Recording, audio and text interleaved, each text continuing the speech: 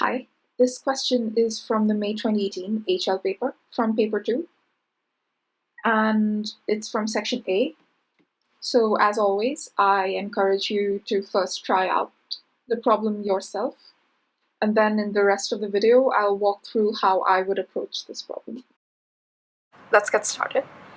The question says that the third term of the arithmetic sequence is 1407, and the 10th term is 1183.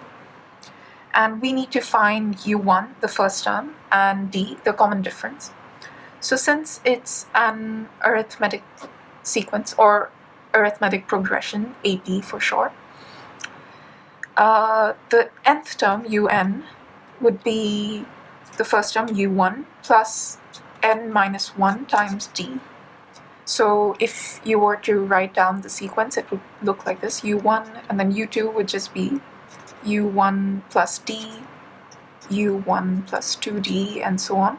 So you notice that the second term is 1d and the third term is 2d. That's why we have the n minus 1. So we can write u3 as u1 plus n3 minus 1, 2d, and this as u1 plus 9d. So we have two simultaneous equations here, so we can just solve for u1 and d. So I would just label this as equation 1, this as equation 2.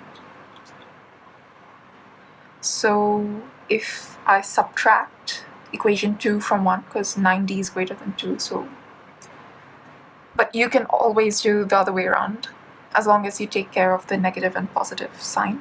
So u1 minus u1, 0, and 9d minus 2d, 7d, equals, so 1183 minus 1407. So d would just equal 1183 minus 1407 divided by 7. So I'd just use my calculator because it's paper 2. Sorry. So we have 1183 minus 1407 divided by 7. We get minus 32. So d equals minus 32. That is the answer. And to find u1, we can just substitute in d in any of the equations. So I'll pick equation 1.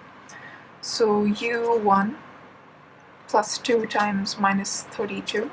Oh, sorry. Minus 32. I'll just rewrite the entire thing. u1 plus 2 times minus 32 equals 1407. This is equation 1. And again, I can just use my u1 would equal 1407. So 2 times minus 32 is minus 64. So then I bring that here, so that becomes plus 64. And just use my calculator to find that.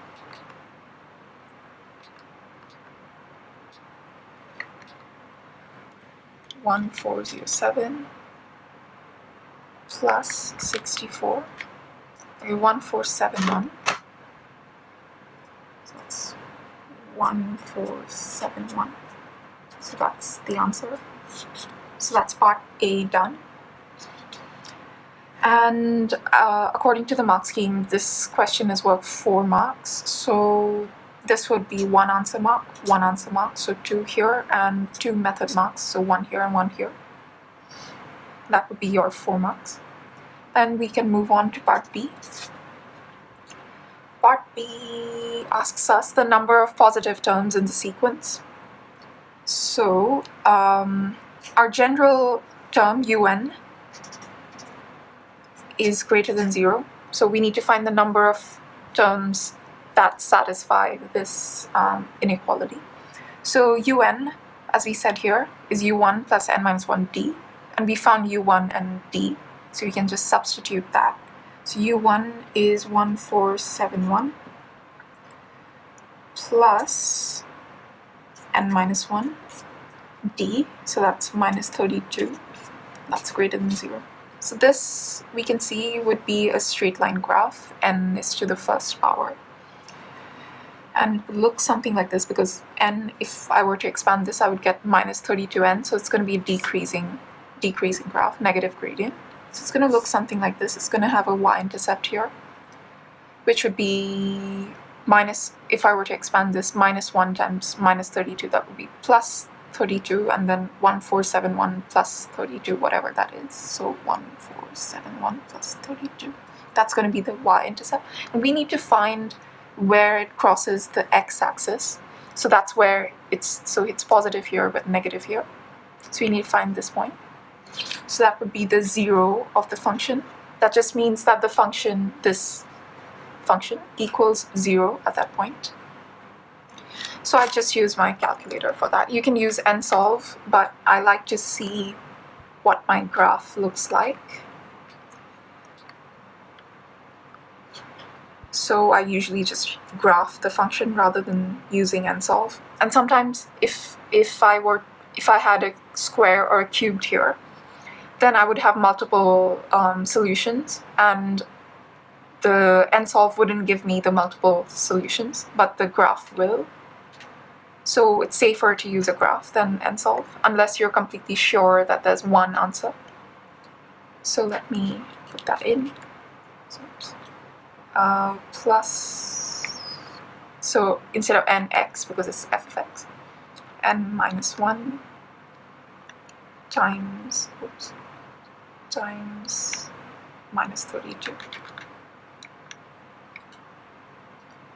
Oh, it's out of our window, so I'll just go to menu and for window zoom and zoom out